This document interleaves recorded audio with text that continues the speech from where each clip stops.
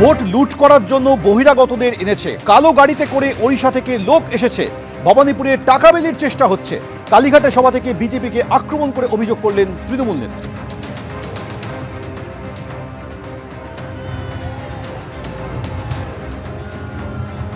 বাংলা এসছেন ভোট করতে মোদি ভাই,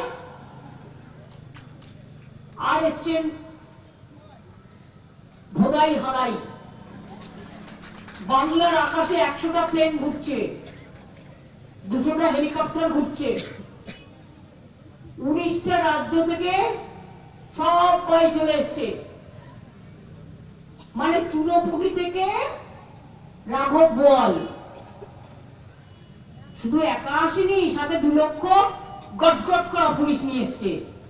ভোট লুট করবার জন্য দিল্লি থেকে নিয়ে আসতে হবে, উত্তরপ্রদেশ থেকে নিয়ে আসতে হবে, বিহার থেকে নিয়ে আসতে হবে। ভবানীপুরেও ঢুকিয়েছে, বাস হাতে নাতে ধরেছে 70 নম্বর ওয়ার্ডে। উড়িষ্যার বর্ডার দিয়ে লোক নিয়ে এসছে।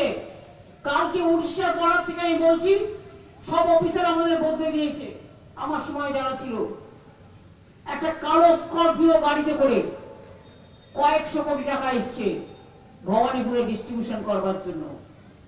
এবং চেতলা একটি জায়গায় ডিস্ট্রিবিউশন করেছে, তারা আমায় বলেছে ভবানীপুরটা কিন্তু ভবানীপুর, কলকাতার ভোট আর তোমার লুট করে নন্দীগ্রামে ভোট করেছিলে দুটো আলাদা।